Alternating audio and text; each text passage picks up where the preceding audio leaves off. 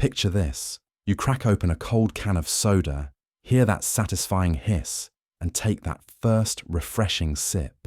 The bubbles dance on your tongue, the sweetness floods your mouth, and for a moment, everything feels perfect. But what if I told you that behind this simple pleasure, something extraordinary is happening inside your body? Something that most people never see coming. What seems like an innocent daily habit is actually triggering a cascade of biological changes that transform your organs, rewire your brain, and alter your metabolism in ways that science is only beginning to fully understand. The fizzy drink you reach for every afternoon isn't just quenching your thirst. It's conducting an invisible symphony of chemical reactions that touch every corner of your physiology. Today we're diving deep into what happens when you drink soda every single day for 30 days straight.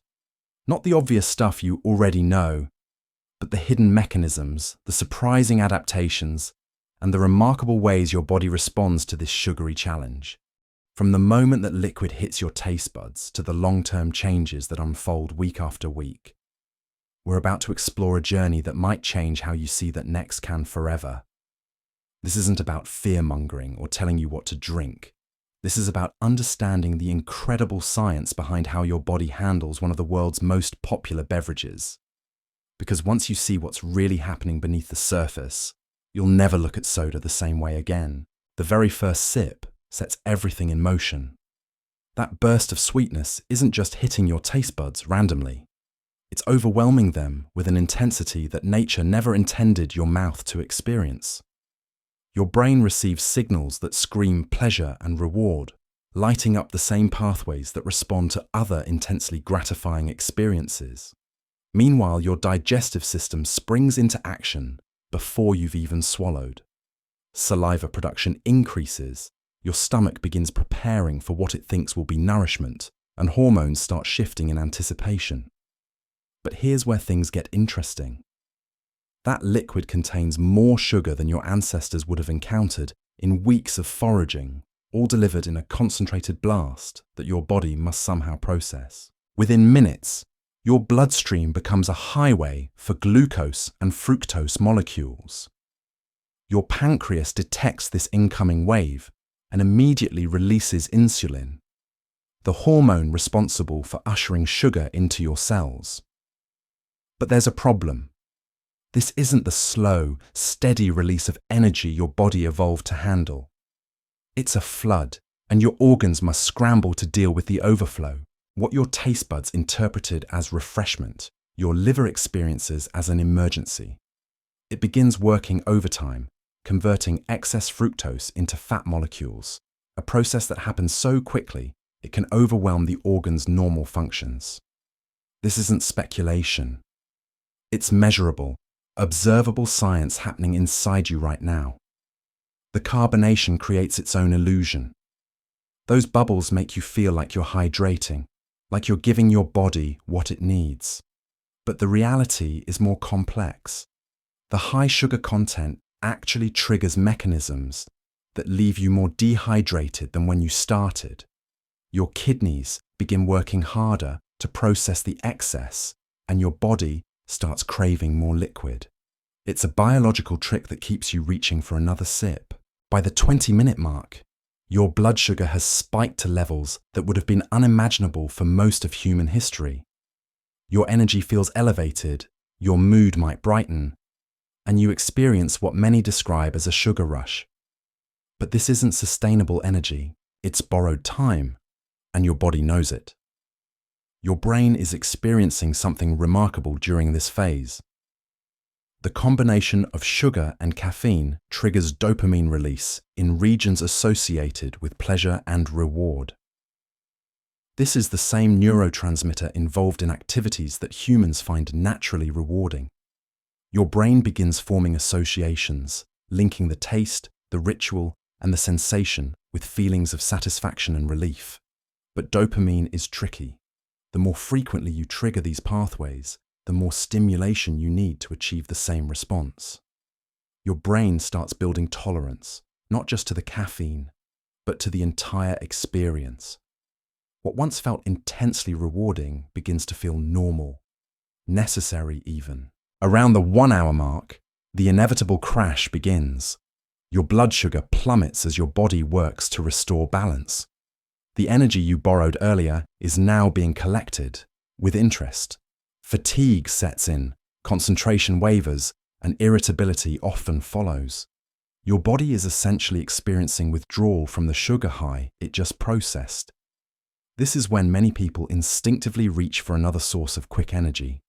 Maybe another soda, maybe a snack, maybe coffee. The cycle has begun, and your metabolism is learning a new rhythm based on these artificial peaks and valleys. Your liver deserves special attention here because it bears the heaviest burden. Unlike other sugars, fructose can only be processed by liver cells. Every gram that enters your system must pass through this single organ. When you drink soda daily, your liver never gets a break from this processing demand. Within days of regular consumption, your liver begins storing excess sugar as fat. Some of this fat remains in the liver itself, gradually accumulating in ways that can alter the organ's function. Scientists have documented this progression and found that daily soda consumption can trigger fatty liver changes remarkably quickly, even in people who appear healthy on the outside. The fat production doesn't stop at the liver. These newly created fat molecules enter your bloodstream, affecting cholesterol levels and contributing to systemic changes in how your body handles lipids. Your cardiovascular system begins adapting to higher levels of circulating fats, and blood vessels start showing signs of increased workload. Your heart feels the impact too. The caffeine and sugar combination creates a temporary surge in adrenaline, causing your heart rate to increase and blood pressure to rise. For most people, this effect feels subtle or even energizing, but when repeated daily, these temporary spikes begin creating lasting changes in your cardiovascular system. Blood vessels start adapting to these frequent pressure surges. Over time, they may become less flexible, requiring your heart to work harder to maintain circulation. This isn't immediately dangerous for healthy individuals, but it represents the beginning of adaptations that compound over weeks and months. The phosphoric acid in soda creates its own set of challenges. This ingredient gives soda its distinctive tangy bite, but it also interacts with your teeth and bones in concerning ways. Every sip bathes your teeth in acid that begins breaking down enamel, the protective coating that guards against decay. Your bones face a different challenge. Phosphoric acid interferes with calcium absorption, and when soda replaces calcium-rich beverages in your diet, your skeletal system starts operating at a disadvantage. The changes aren't dramatic in 30 days, but the foundation for long-term problems begins forming with each daily can. Perhaps most fascinating is what happens to your gut microbiome. The trillions of bacteria living in your intestines have evolved to thrive on the complex carbohydrates and fiber that make up a natural human diet. But when you flood this ecosystem with concentrated sugar daily, the balance shifts dramatically. Harmful bacteria and yeast that feed on simple sugars begin multiplying rapidly, while beneficial microbes that support digestion and immunity struggle to compete. This creates a cascade of changes that affects not just digestion, but immune function, inflammation levels, and even mood regulation through the gut-brain connection. Your body's thirst mechanisms also begin adapting in unexpected ways. Instead of satisfying your need for hydration, daily soda consumption actually increases your fluid requirements. The sugar and caffeine act as mild diuretics, causing you to lose more water than you consume. This creates a paradox where the very drink you choose for refreshment leaves you more dehydrated than before. By the end of the first week, your metabolism has already begun shifting toward a new normal. Your insulin response becomes more pronounced, your liver works harder, and your brain craves the daily dopamine hit that soda provides. These aren't permanent changes yet, but they represent your body's remarkable ability to adapt to whatever environment you create for it. What happens next depends entirely on whether you continue this daily habit or choose a different path. Your body is already preparing for whatever comes next, showing just how quickly human physiology can respond to the choices we make every single day. By the second week, something remarkable starts happening to your insulin sensitivity. Your cells, which have been constantly bombarded with sugar, begin developing resistance to insulin's signals. Think of it like a neighbor who keeps knocking on your door every few minutes. Eventually, you stop answering as quickly, or you might ignore the knocking altogether. This cellular rebellion isn't malicious. It's protective. Your cells are trying to shield themselves from the relentless sugar assault, but this defense mechanism comes with serious consequences. Your pancreas must now produce even more insulin to achieve the same effect, working harder and harder to maintain blood sugar balance. The resistance doesn't develop overnight, but by day 14, sensitive laboratory tests would already detect measurable changes in how efficiently your cells respond to insulin. This is the biological pathway that leads toward type 2 diabetes, and it begins much sooner than most people realize. Your cardiovascular system is also writing a new story during this second week. The temporary blood pressure spikes you experienced in the first few days are becoming more sustained. Your blood vessels are adapting to these frequent surges by becoming slightly stiffer, less elastic than they were just 2 weeks ago. Inflammation markers throughout your body begin climbing. This isn't the obvious inflammation you can see or feel, but the microscopic kind that scientists measure in blood samples.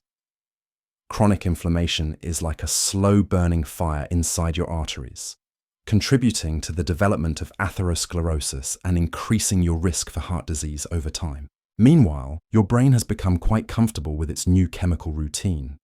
The dopamine pathways that initially fired intensely in response to that first sip are now operating at a different baseline. What once felt like a treat now feels like maintenance. You're not drinking soda to feel good anymore. You're drinking it to avoid feeling bad. This neurochemical shift explains why missing your daily soda now triggers withdrawal symptoms. Headaches, irritability, difficulty concentrating, and fatigue become your brain's way of demanding its expected chemical reward. You've unknowingly trained your nervous system to depend on this artificial stimulation. Your liver tells perhaps the most dramatic story of adaptation during these middle weeks. Fat accumulation that started as a trickle in week 1 has become a steady stream. Specialized imaging techniques would now reveal measurable changes in liver composition, with fat deposits beginning to alter the organ's normal architecture. This fatty infiltration doesn't just affect the liver itself. It changes how the organ processes other substances, potentially affecting everything from medication metabolism to the body's ability to produce essential proteins. Your liver is essentially multitasking under increasingly difficult conditions. The acid assault on your teeth has also reached a tipping point. Enamel erosion that was barely detectable in the first week has now created microscopic pathways for bacteria to penetrate deeper into tooth structure. Your dentist might not see obvious cavities yet, but the foundation for future dental problems is being laid with mathematical precision. Your gut microbiome has undergone a dramatic population shift by this point. The beneficial bacteria that support immune function and produce essential vitamins are now significantly outnumbered by sugar-loving microbes. This imbalance affects far more than digestion. It influences inflammation levels throughout your body, impacts mood regulation, and even affects how well your immune system responds to threats. The connection between your gut and brain becomes particularly evident during this phase. Many people notice changes in mood stability, energy patterns, and even sleep quality. The bacteria in your intestines produce neurotransmitters and communicate directly with your nervous system through what scientists call the gut-brain axis. By week 3, your kidneys are operating under increased pressure. The daily sugar load forces these organs to work overtime filtering excess glucose from your bloodstream. Over time, this increased workload can damage the delicate filtration structures inside your kidneys, though the changes remain invisible for now. Your body's fluid balance has also shifted significantly. The dehydrating effects of daily soda consumption mean your kidneys must constantly adjust electrolyte levels and water retention. This places additional strain on organs that are already working harder than normal. Something interesting happens to your taste preferences during this third week. Your taste buds have become accustomed to the intense sweetness of soda, making naturally sweet foods like fruits taste less appealing.